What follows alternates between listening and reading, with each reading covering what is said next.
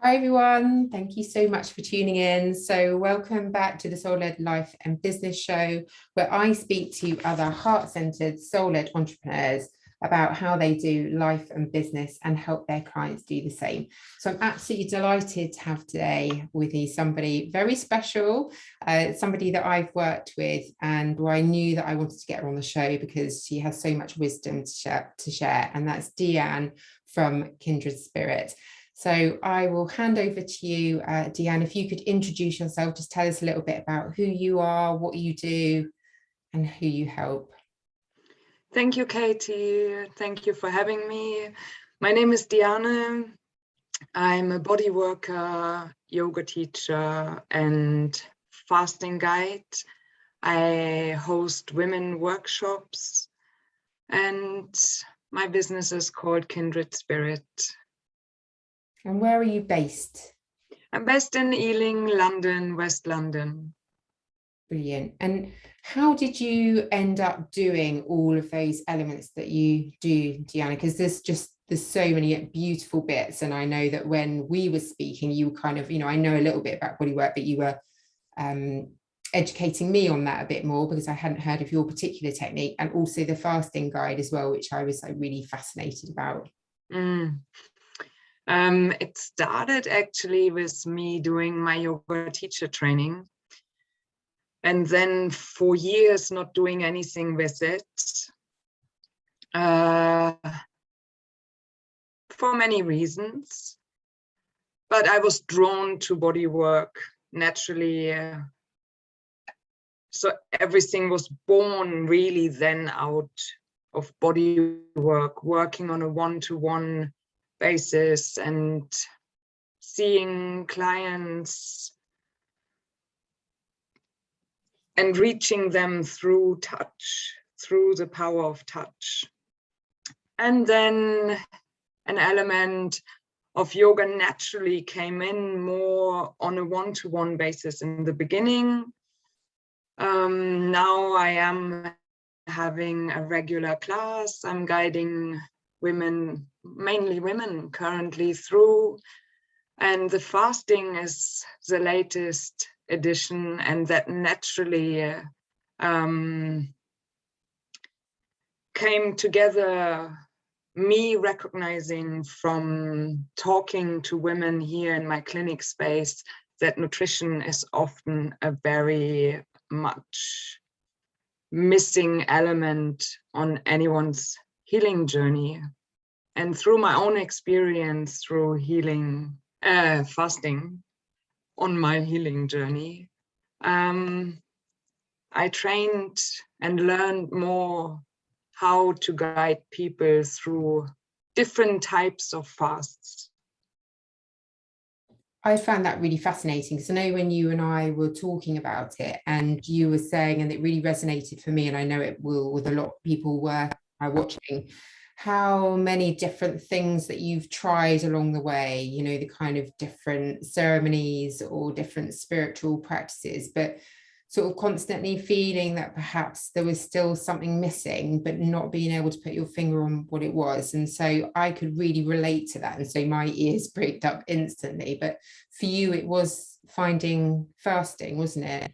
Yes, for me, it was when I discovered the power of fasting. Before then, I would do different workshops, training, retreats, day ceremonies, and they all have their place and they are beautiful and wonderful, and I still visit them. I love the community, getting together.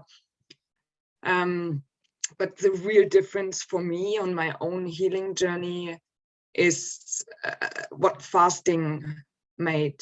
And through the process of fasting, relearning how to nourish my body and how to mindfully relearn how to mindfully approach the whole process of maybe even growing food, making food, preparing food, and then nurturing my body.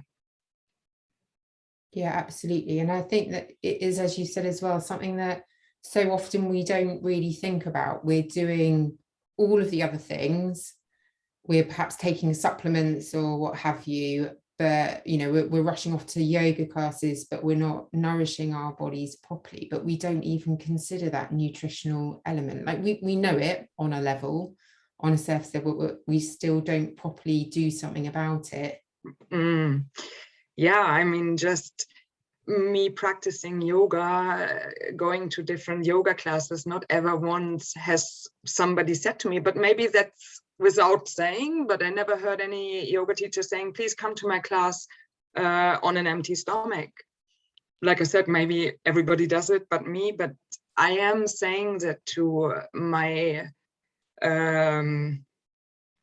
fellow yogis who are joining my class. I invite everybody to come to my class on an empty stomach, purely because if I want to reap the benefits of a moving exercise, moving meditation, I need to be empty in order to really feel the benefits. If I'm busy or my body is busy digesting the breakfast I just had, it's not getting me that far. So that's one thing. And the other thing, yes, like you said, supplements you mentioned. In my own clinic, seeing women or men as well, often the conversation goes lightly. I'm not a nutritionist, but I do ask what is going on in terms of your diet. And the first thing often, oh yeah, I'm taking this supplement and I'm taking that supplement and I'm all on board. I know what to do. Right. But on top of what are you taking these supplements? And my belief is then, and my offer is, I do have a partial fast to first empty the body, detox, letting go of everything before we then start supplementing, if we even need it. That's the thing, isn't it? That probably you may not need it actually. So it's almost, am I right? I think it's almost like creating that kind of blank canvas to then build all Yes. bits on. Yeah, that's how I look at it too. And then kind of unraveling, creating space within, like I said earlier, relearning how to mindfully approach food. And then we can see, where do I need to supplement? And then depending also what anyone's lifestyle is, if you are nurturing your body mainly through vegan diet, then yeah, there are certain supplements for sure. But like I said, I'm not a nutritionist. I'm not going down that way anyway.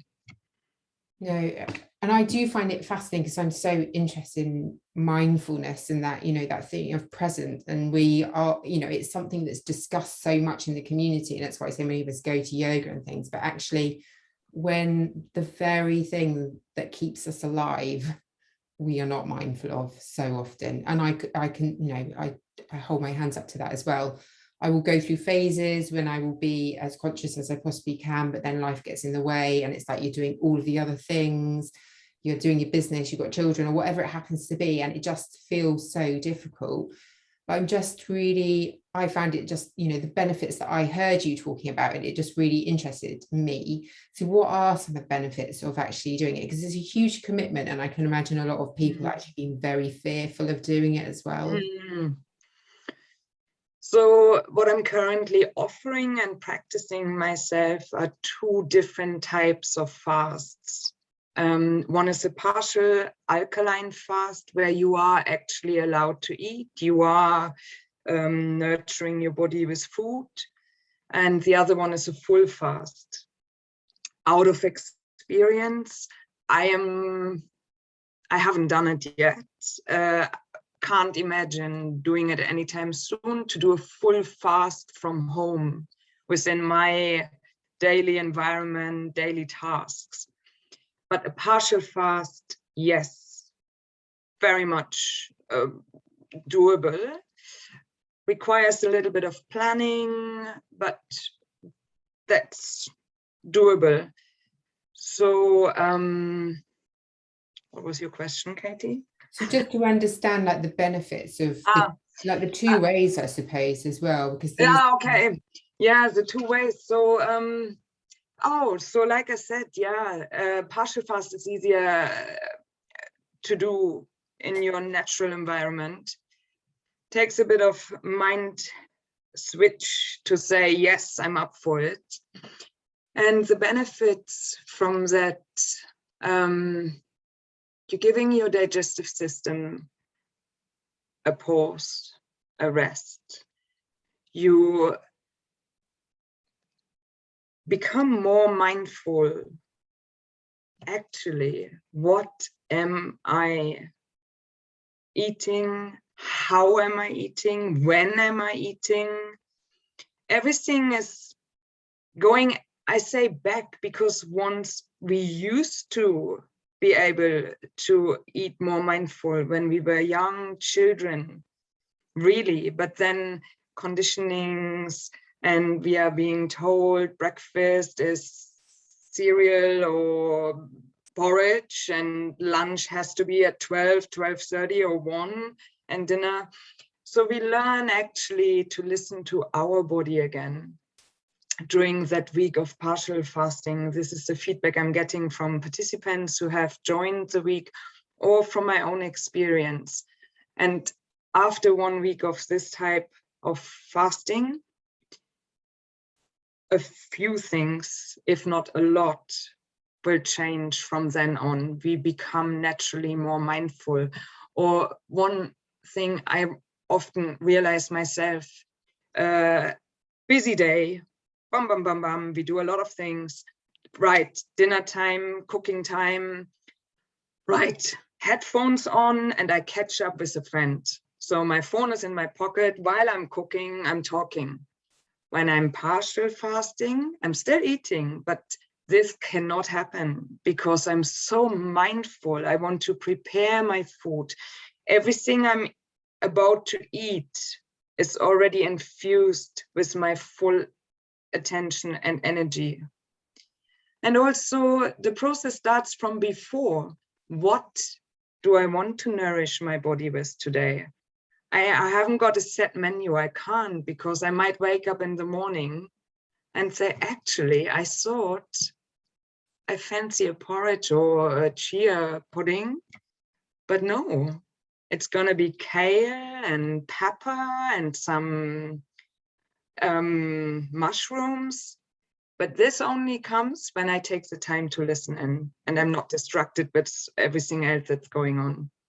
I love it. It makes so much sense, doesn't it? That is that true kind of body and mind integration, and really coming back in, which, you know, I'm all about as far as like running our businesses as soul-led and heart sort of centered entrepreneurs, that we are doing it from a really holistic point of view. And it's all about really listening to ourselves and our intuition coming through more, and all of these kind of pieces. And I always said as well that if you're not sleeping right, if you're not drinking enough water, if you're not getting enough exercise, you're not feeding your body properly, then you aren't going to be in the best possible place for it. But this takes it to another level again, doesn't it? Where it's actually like you are fully listening, you are being really present. And life, we can, you know, in our society and our culture, is all very much about like business, you know, do all this time in work, but this is about getting that balance right, isn't it? And really putting the time in, that knowing that we're important, that our food's important, and we're actually kind of putting that kind of love and everything, attention into it, which I love. And it's just making us more mindful across the board and asking us to slow down. But I've done it myself. I've done partial fasting with juices and things as well, and it can feel hard at first because there's a lot of planning and everything, but actually the benefits, the clarity and listening to your body is amazing. But it's so against like what society tells you, like you were just saying, you know, like breakfast at 8 and have your lunch at this time. And so how about then full fasting? Because that I cannot imagine. Katie.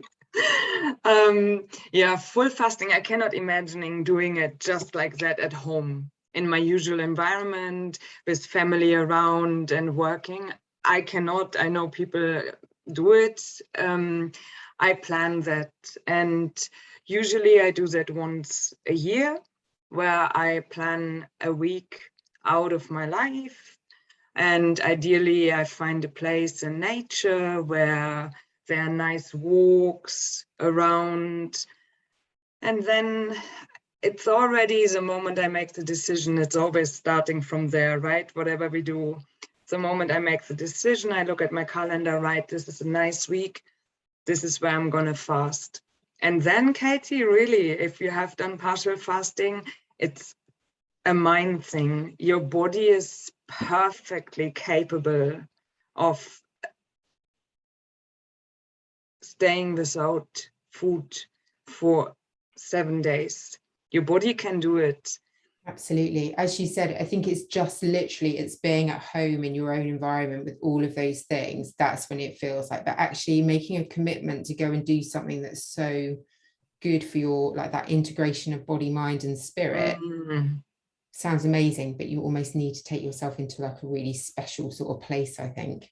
I think so too. I find so too. And then it's a sacred place you have created for you, wherever that is. And then you have made that commitment, like you said. And really, it's a beautiful gift you're honoring and giving to your body by giving your digestive system a break, slowing everything down. I find myself so calm when I'm a few days into a full fast, and my senses, they are sharper. I receive everything in my environment. It feels like a lot more vibrant, everything. And it's a beautiful feeling. A bliss. It's a state of bliss where you can get to.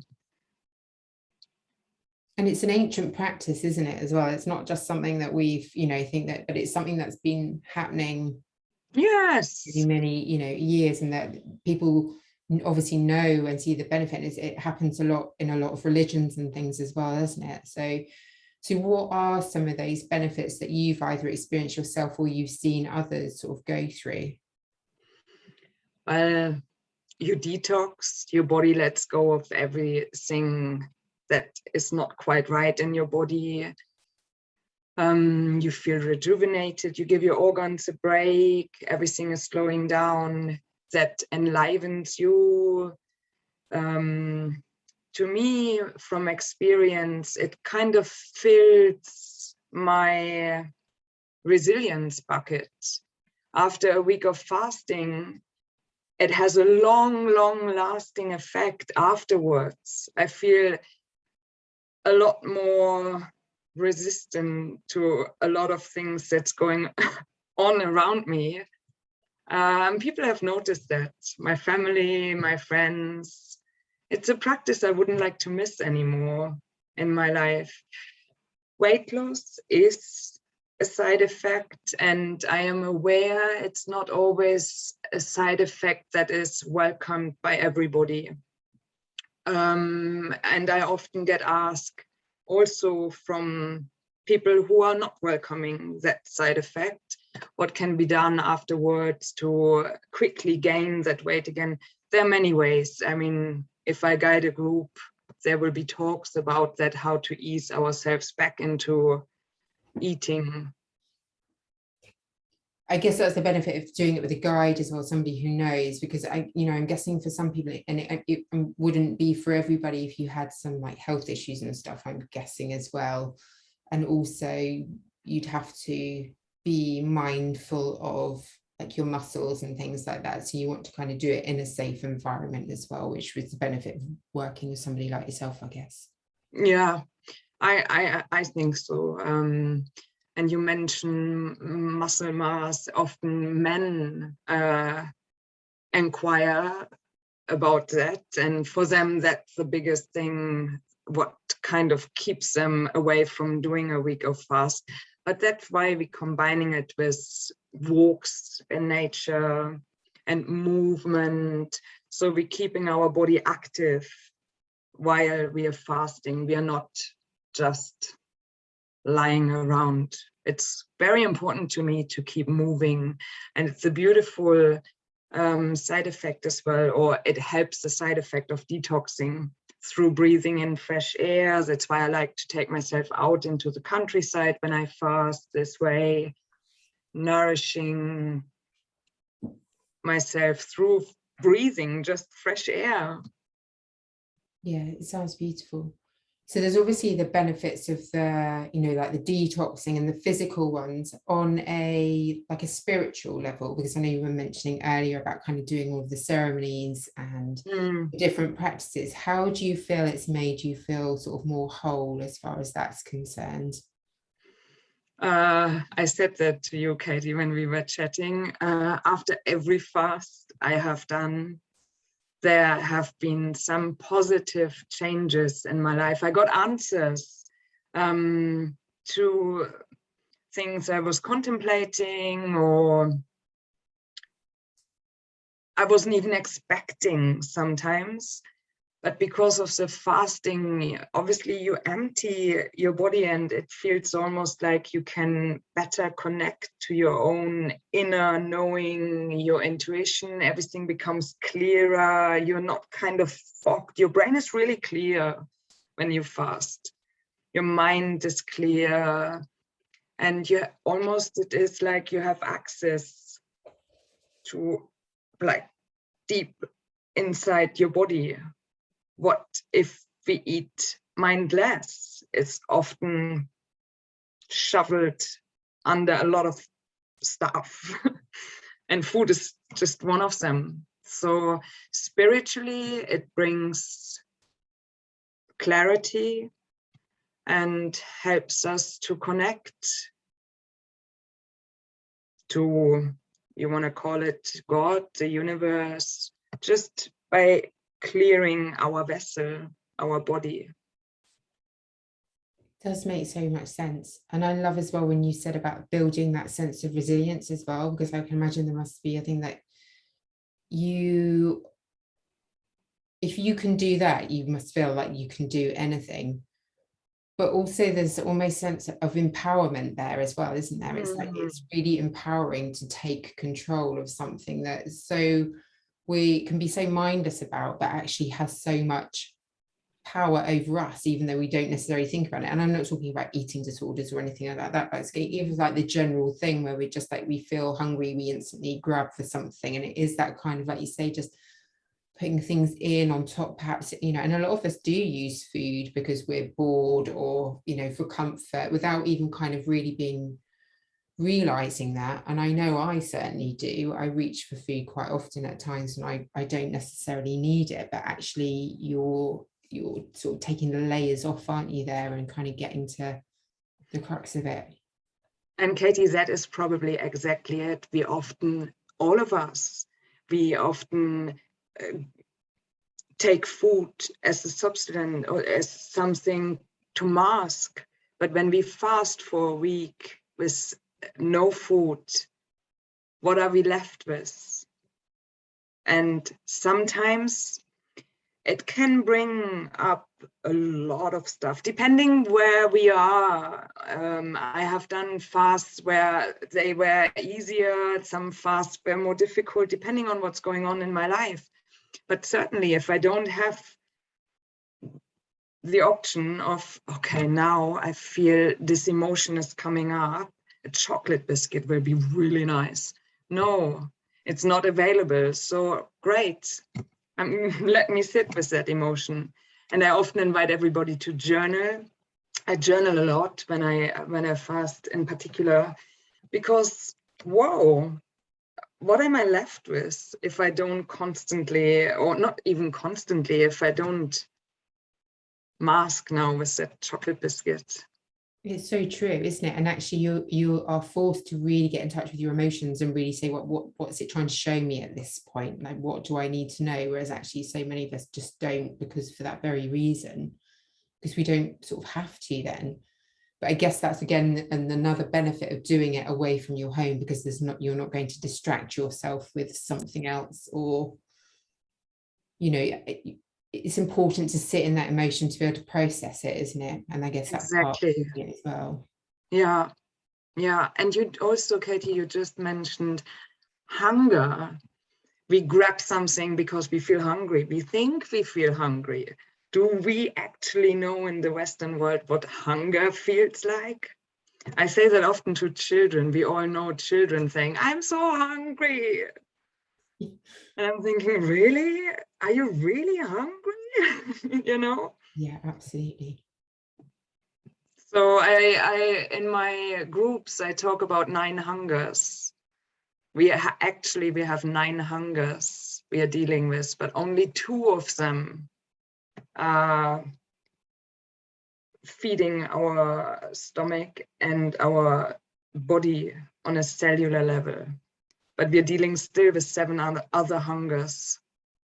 So it's interesting to explore them. And this is some kind of exercises I'm doing with my groups to explore the different types of hungers and relearn how to eat. Absolutely. That is fascinating, isn't it? Because like you say, it's just, again, it makes so much sense on so many levels, but we just don't think about it.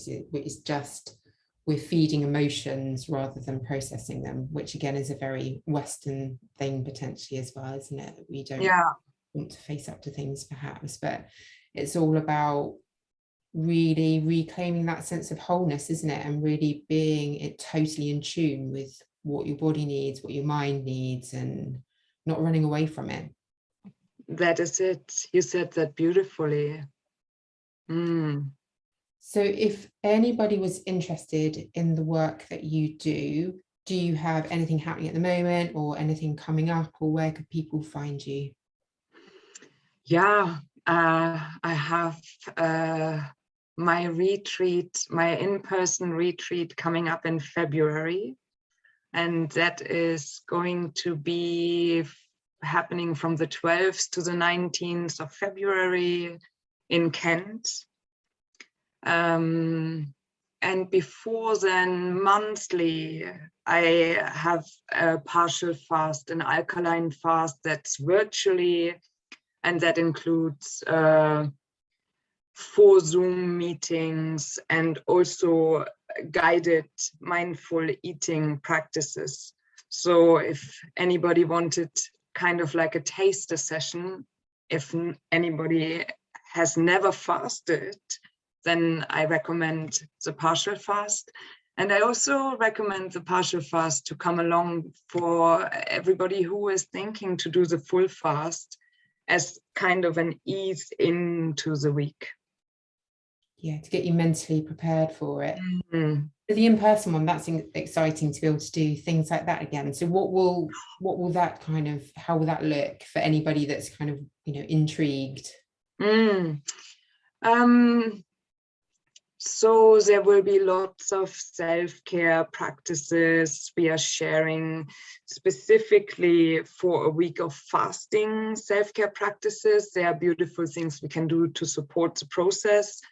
And during the retreat, there will be yoga sessions, mindful exercises, guided walks, and every evening we will have a different talk about a topic that we feel is relevant for everybody, but it can also be something that is coming up during the week. We are a little bit flexible with that. Obviously, we have some topics prepared, but whatever is suitable for the group. And the venue is just really beautiful. It took me a while to find that. The venue alone is just worth staying there. And I have chosen Kent fully aware that the UK has beautiful areas to offer for walks, but Kent is close to London. So I didn't want for people who come from this part of the UK to have such a long way. Yeah, and there are beautiful walks around, just beautiful in nature, away from the city. Sounds beautiful. So where can people find you? And I will put the link to your website in the comments anyway, in the show notes, but where can people find you? My website is Kindred Spirit London, and from there I can be found on social media. Yeah. Brilliant.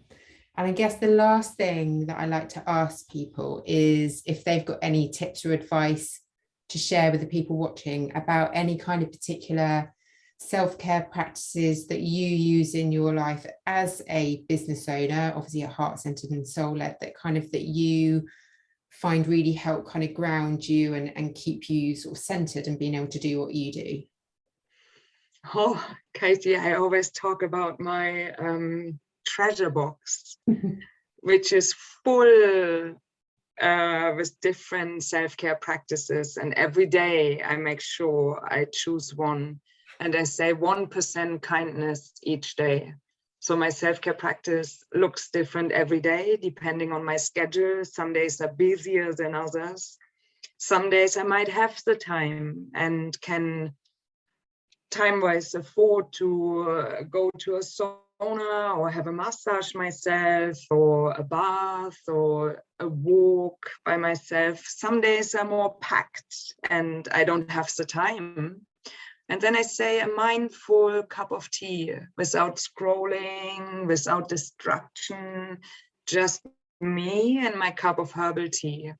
So self-care practices can be anything, actually, when we do it mindfully. Yeah, it's the mindful piece that's the key, isn't it? Exactly. So when we do it mindfully, preparing my food daily, it becomes a self-care practice. Absolutely. I have a real thing at the moment where it's like, it's almost appreciating the beauty and all of the bits of the day that we take for granted every day, don't we? Like making that hot drink or our food and things, which is that is it, Katie. Presence with whatever we are doing, being fully here and enjoying this very moment. Yeah, that's beautiful. Thank you so much. And thank you so much for talking to me today and sharing all of that. I know that what you've said will resonate with so many, and I'm sure the fasting for certain will be of interest as well. So thank you, Katie. thank you, Diana. Thank you.